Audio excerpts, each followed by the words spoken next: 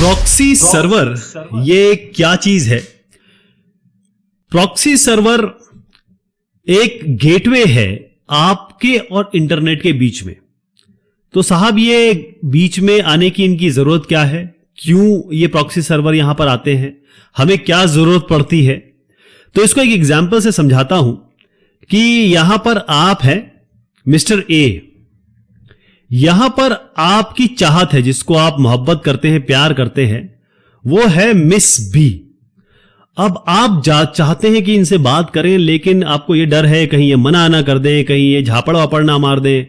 तो आपको तमाम चीजें हैं दिमाग में कि भाई डायरेक्ट तो मैं डील नहीं कर सकता। तो आप क्या करते हैं, एक कॉमन फ्रेंड, जो कि कॉमन फ्रेंड आपका सी हो गया, उससे कहते हैं कि साहब एक काम करो, जरा ये बी के पास चले जाओ और मेरे दिल की बात रख दो, या एक कागज आप दे देंगे कि भाई इनको बता दो कि मैं मोहब्बत करता हूं। तो अब जब सी जाएंगे बी के पास, तो हो सकता है कि बी, क्योंकि सी तो ए नहीं है, सी तो नहीं कह रहे कि भाई मैं आपसे मोहब्बत करता हूं, ये इनका पैगाम लेके आए हैं कि ये ए कह रहे हैं कि आपसे मोहब्बत करते हैं। तो ना तो इनको झापड़ पड़ेगा, ना तो कोई ऐसी बात होगी, और अगर ये हां करती है तो पता चल ही जाएगा, और ना करती है तब भी पता चल जाएगा। तो ये एक तरीके से बचे रहेंगे, इनको पता चल जाएगा कि ये मोहब्बत करती है कि नहीं करती है। तो सारी कहानी प्रॉक्सी सर्वर की यही है। प्रॉक्सी सर्वर को आप सिस्टम कह सकते हैं, एक सर्वर कह सकते हैं। सर्वर मतलब जहां पर बहुत सारी चीजें आप रखते हैं, यानी कि हाई रिसोर्स, जहां पर वेबसाइट भी रखते हैं उनको वेब सर्वर कहते हैं। तो सर्वर हो गया, या फिर इसको राउटर कह सकते हैं आप।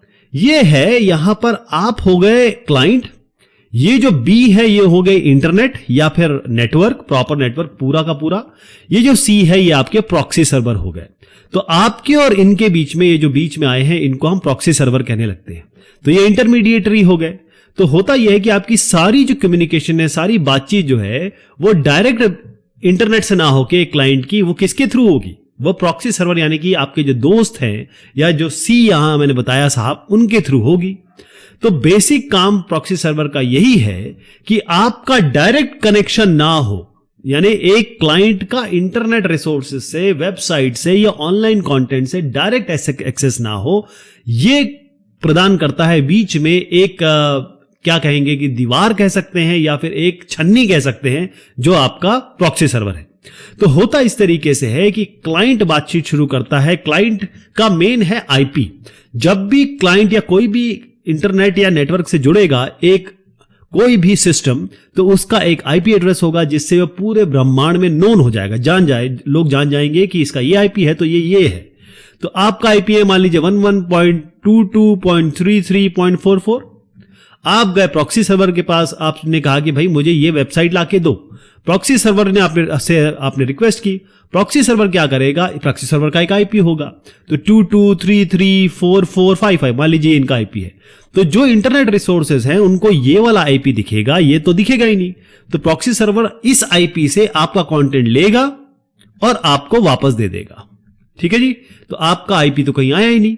तो ये सारा काम है कि प्रॉक्सी सर्वर किसी और आईपी एड्रेस से, यानी कि जो प्रॉक्सी सर्वर का आईपी एड्रेस है, उसके थ्रू आपका कनेक्शन इंटरनेट रिसोर्सेज से बनाता है। यानी आप जो डायरेक्ट एक्सेस करते थे या करते हैं, वो ना करके आप प्रॉक्सी सर्वर के थ्रू अपना काम करेंगे। प्रॉक्सी का मतलब ये होता है एक इंसान या एक ऐसी चीज जो है तो सही, लेकिन वो आपके लिए काम कर रही है। तो सबसे इंपॉर्टेंट बात प्रॉक्सी सर्वर की ये आती है कि प्रॉक्सी सर्वर हमेशा वीपीएन के साथ इसकी बात की जाती है, वर्चुअल प्राइवेट नेटवर्क। अब इनमें अंतर सबसे बड़ा यही है कि प्रॉक्सी सर्वर में इंक्रिप्शन नहीं होता, यानी कि अगर आप डायरेक्ट एक्सेस करते हैं तब भी आपका आईपी और आपका जो भी डेटा आ रहा है जा रहा है वो सबको नोन हो जाएगा, और प्रॉक्सी सर्वर के थ्रू भी आपका डेटा आ रहा है जा रहा है, तो इनको यहां पर भी पता होगा, यहां पर भी पता होगा। यानी कि ये डेटा इंक्रिप्ट नहीं होता है, ये एकदम खुला होता है। अब इसको मैं जरा एक ऐसे एग्जांपल्स के तौर पे आपको समझाता हूं कि जिससे आपको बहुत आसानी से समझ में आए। मोस्टली हम लोग YouTube यूज करते हैं। तो एक क्लाइंट रिक्वेस्ट करता है कि साहब मुझे एक वीडियो दीजिए। ये YouTube से नहीं एक्सेस मांग रहा है, वो मांग रहा है प्रॉक्सी सर्वर से। प्रॉक्सी सर्वर जाएगा YouTube पे, बोलेगा कि देखिए साहब मेरा ये आईपी है, मुझे एक YouTube दे दीजिए, वीडियो दे दीजिए। वीडियो आएगा और वो वापस कर देगा क्लाइंट को। और फिर बीच में ये क्या करेगा प्रॉक्सी सर्वर का, क्योंकि ये सर्वर है, बड़ा मशीन है, तो वो अपनी जो भी एक्सेस हो रहे हैं क्लाइंट के थ्रू, ये एक क्लाइंट है, एक क्लाइंट कुछ और मांग लेगा, एक क्लाइंट कुछ और मांग लेगा, तो जो जो ये एक्सेस कर रहे हैं वो सारे अपने पास रख लेगा।